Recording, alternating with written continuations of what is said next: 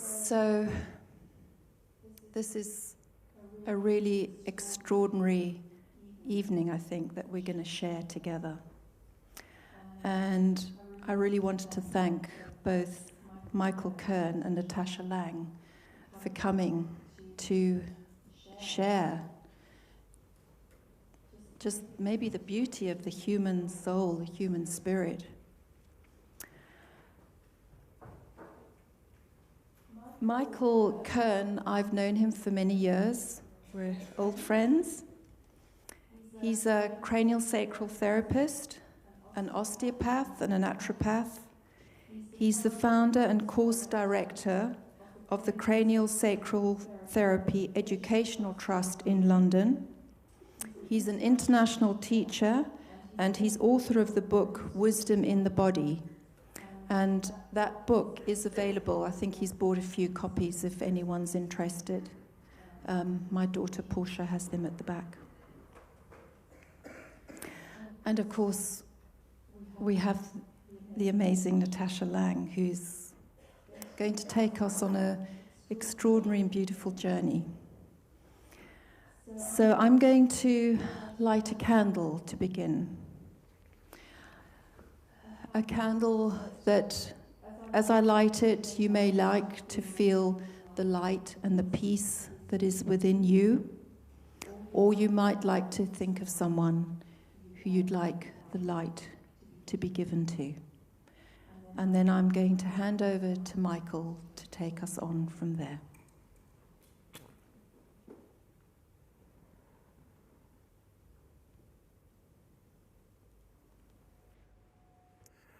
So first of all, I want to express my deep thanks and gratitude to Amanda, who's pulled this together and just, really put so much work on behind the scenes to get these kind of gatherings together. Also, really want to thank you for coming. I'm going to just talk for a very short time at the start. I just want to say a little bit around kind of my role in some of this journey that I've been had the honor to accompany Natascha on over these last few years, and maybe just give you a few perspectives of the kind of work that I do and, some of the things that I've witnessed whilst working with Natascha. And then I'm going to just pass you over to her, and she's going to tell you her story. And one of the things that I want to say at the beginning is, and we spoke about this in the car on the way here, we're not here to say what anybody should or shouldn't be doing for cancer or for any other kind of condition. What we're going to be sharing is a very personal journey, things that maybe, things that Natascha has experienced, that she's connected to, certainly just not with my support, but with the support of many people around her.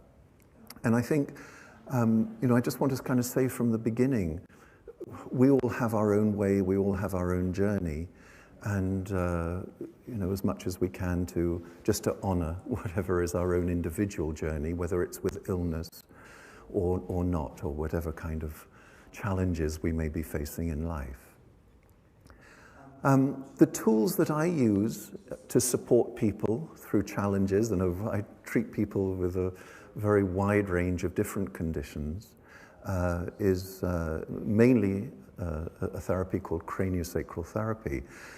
And I want to just take a couple of minutes at the start to explain a little bit about what that is, because it's possible that quite likely some of you don't really know or are not familiar with this.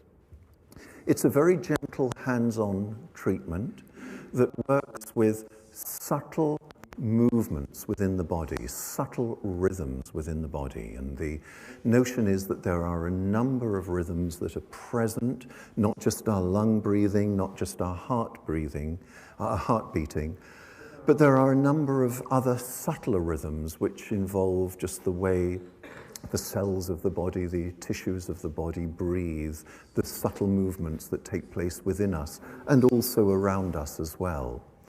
And in our experience, these subtle movements, these subtle rhythms have a very important consequence for our state of health and well-being when the subtle rhythms are able to express through our body physiologies without restriction or impediment.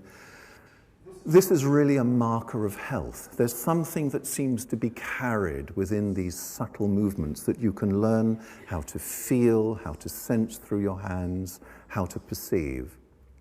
When it's all working with fullness, this is really a marker of a state of health and well-being. But if there is some holding or restriction to the way in which these subtle motions happen, then this can be an important factor behind various conditions that we might experience in life.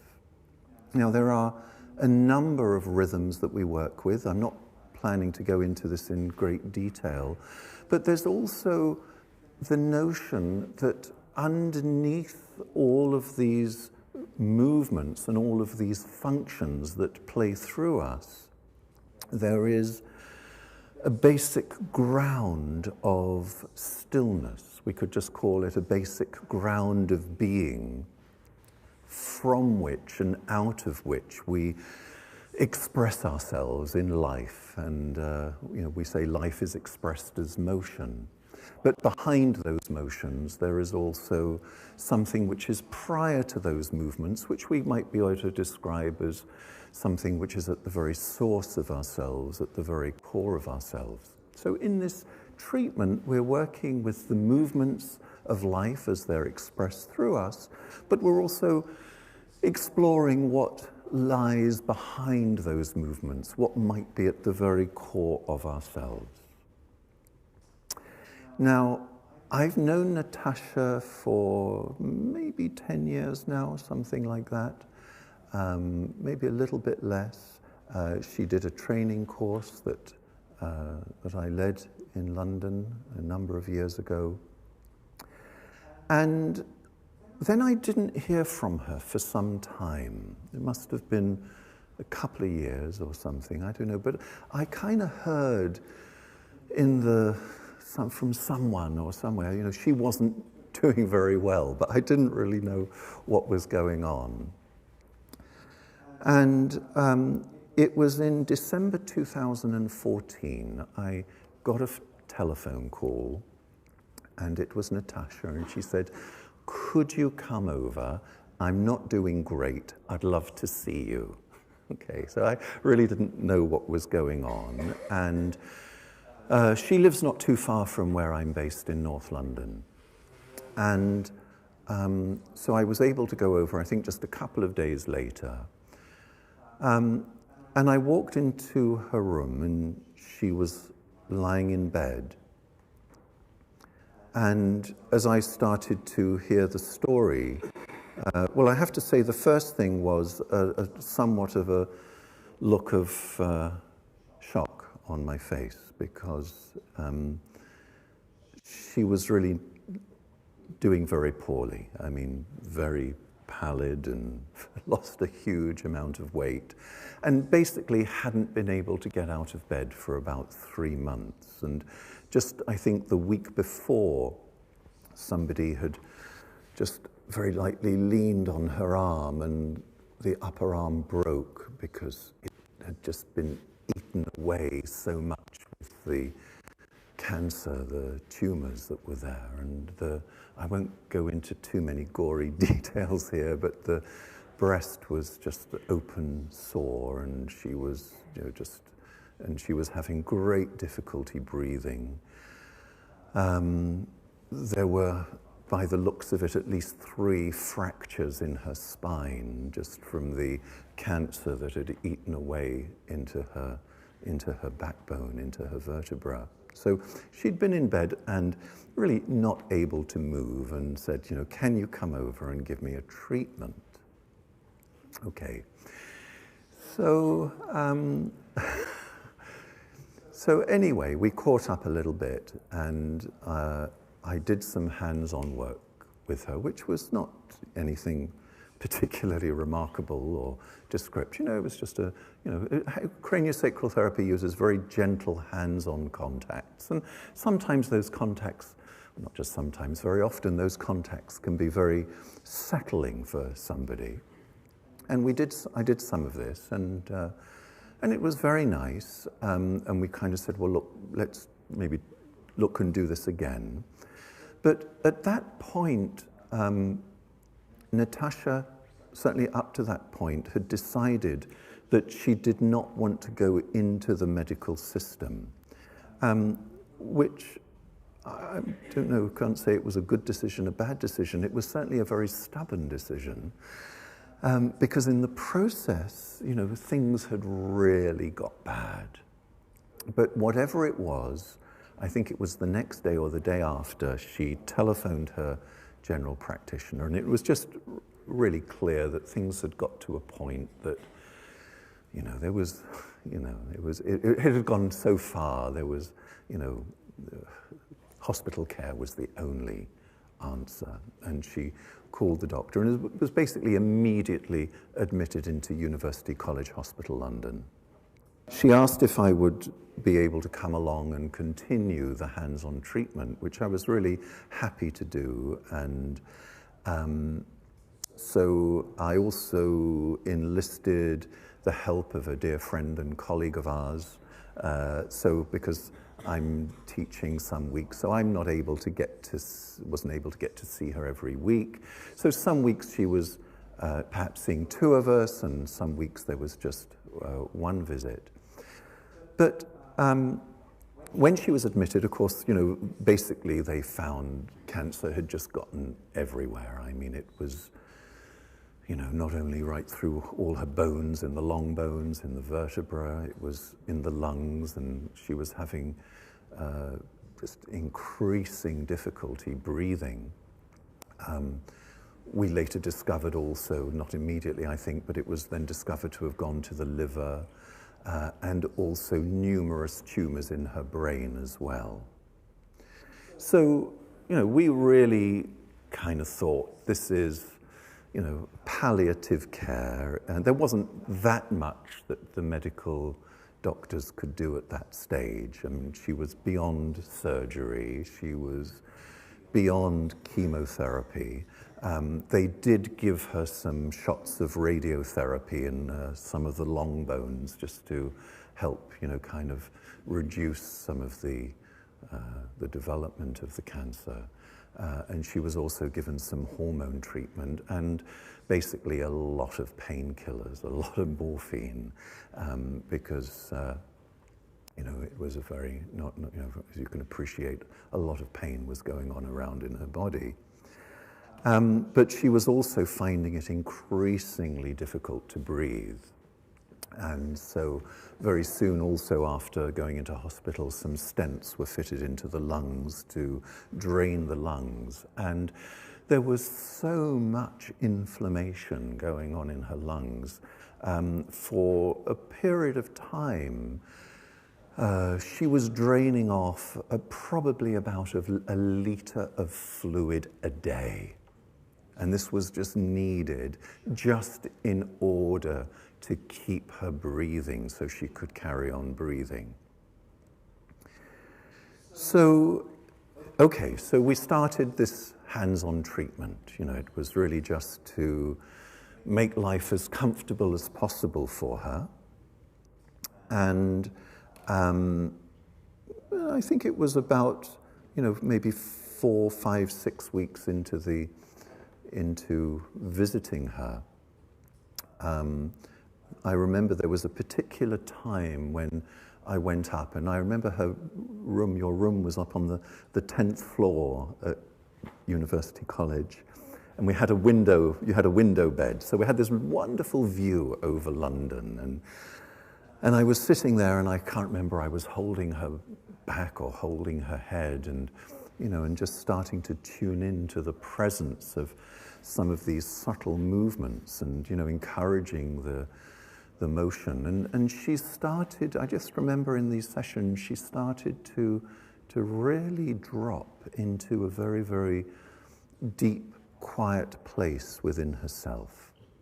And there was a tremendous sense of peace that actually came into the room.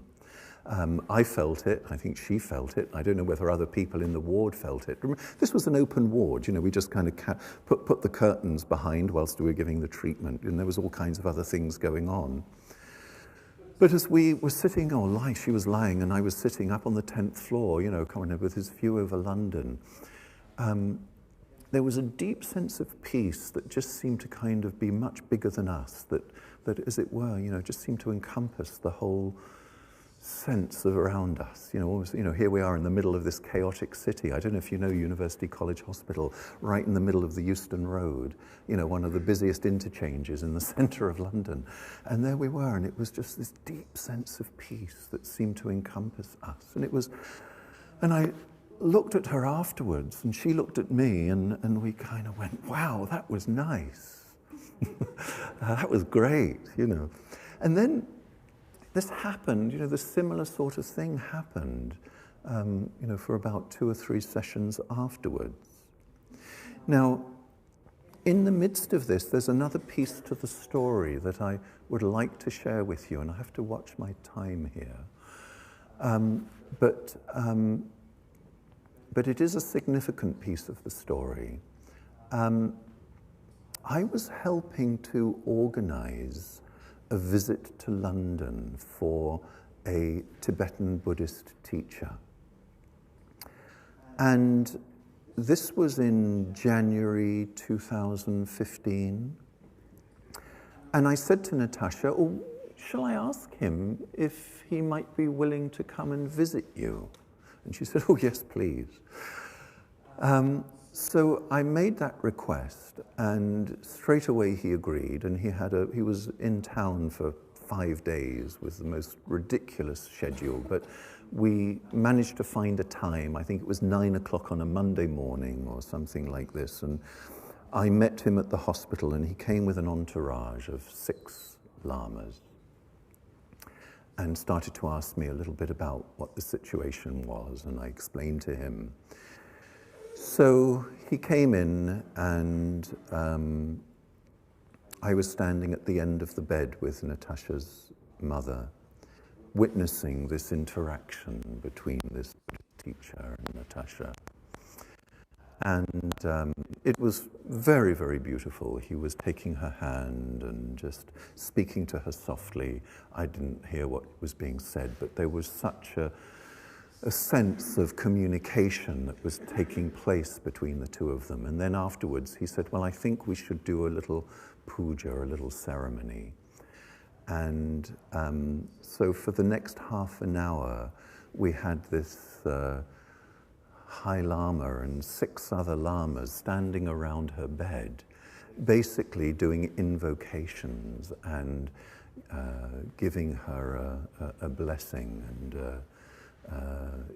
and an empowerment to do a particular meditation practice. And I was standing at the end of the bed, just as you can imagine in this open ward, these 6, 7 monks chanting for about half an hour. I don't know what the other patients in the ward must have thought. We were just behind the curtains, but I was standing at the end of the bed, just tears coming down my face. It was so touching. But I have to say, this was almost felt like last rites. It kind of felt, this is what was happening. Nobody really thought we would be sitting here tonight, whatever it is, 2, 3 years later. We thought it was going to go a different direction. But anyway, this was a tremendous, I think, support for Natascha, just to feel this connection and presence, and that, this kind of love was something which could be so tangible and experiential, that was brought through these beautiful beings who came into the hospital. As I was going down in the lift on the way down, I turned around to the Lama and I said to him, "Thank you so much for coming." And he looked at me and he said, "No, thank you for letting me do my job. It was like, that was real. You know, this is what I'm here for. And anyway, so we carried on and doing treatments every week, every couple of weeks sometimes. And there was little signs that, you know, little sparkles starting to come back. There was one day I came and visited her, and she was slightly propped up with her, you know, sort of waiting for me to arrive. You know, she'd just been laying almost flat, unable to move for so many months.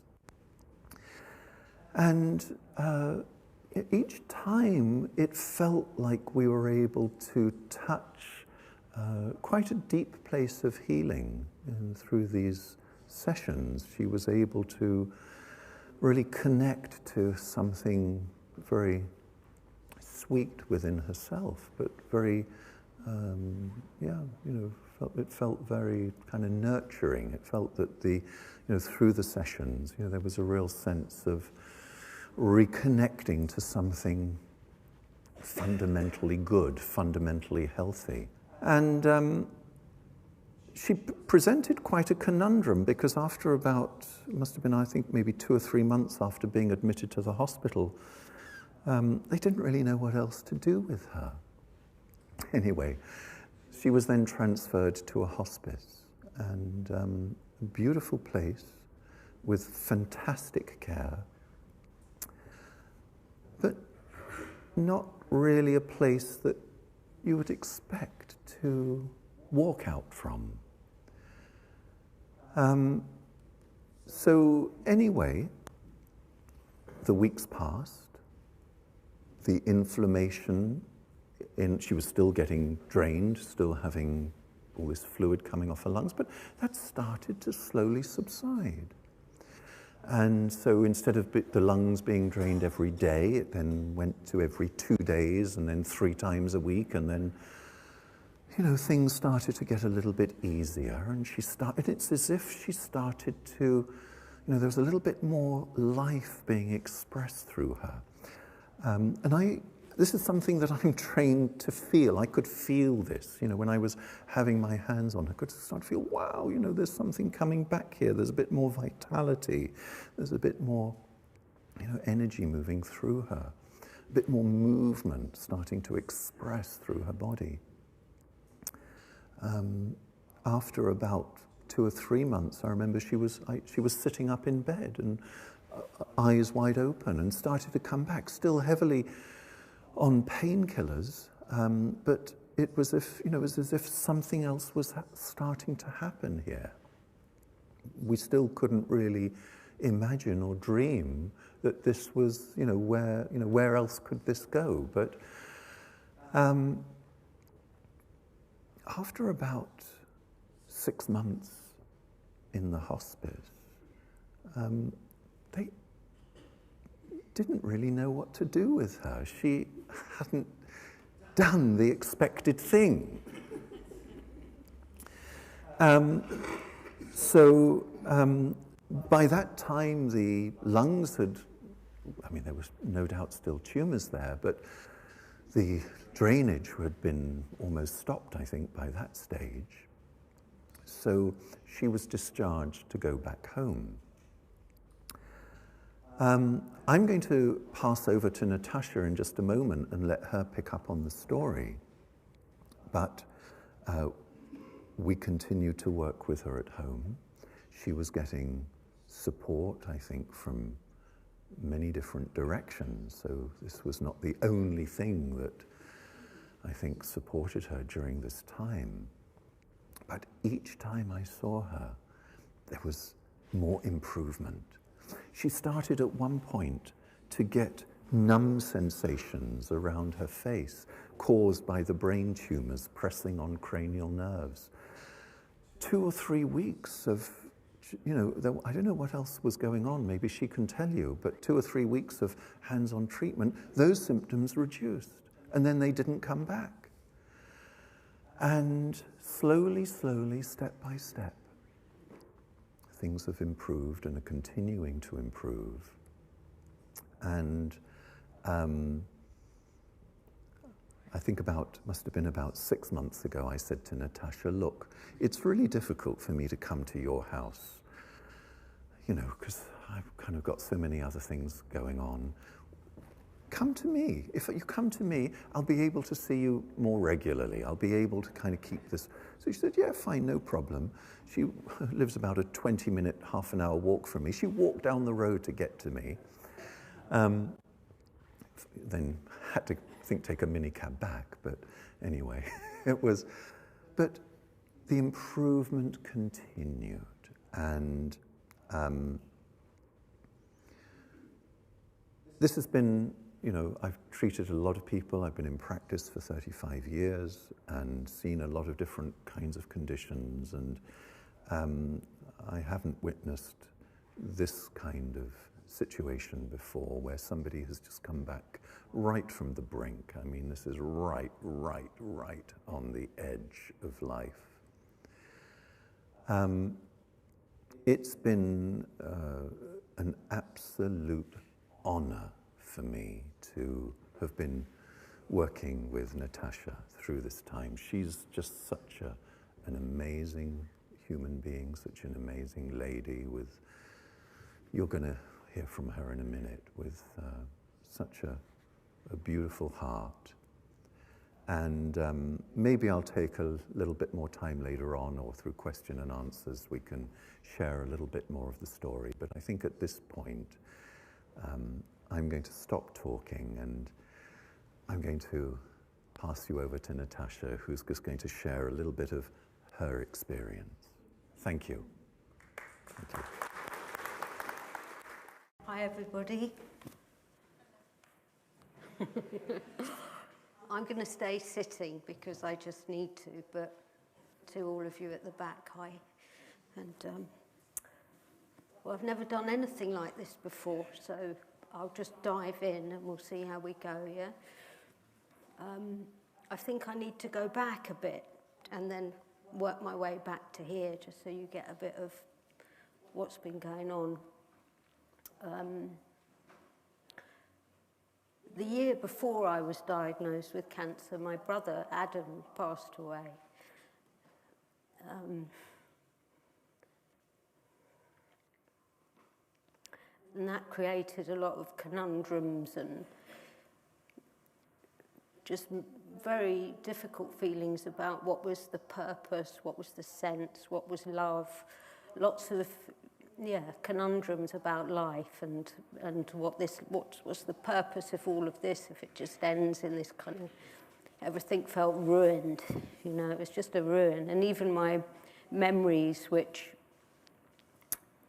are and always had been really amazing childhood, but somehow after his death, everything was just shit, you know, it all led to this destruction of his life.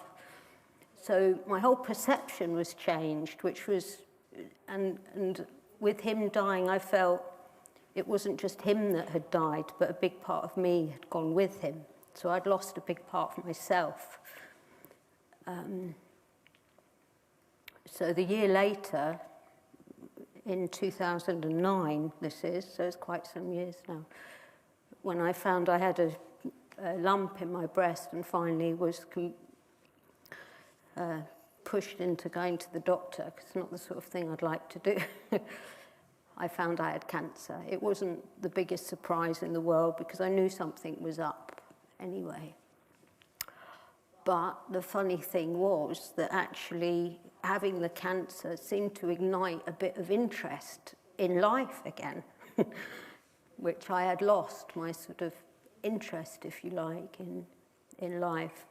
And then having the cancer, it was like something, oh, right, this is quite interesting. What's actually happening? What's happening to me now? And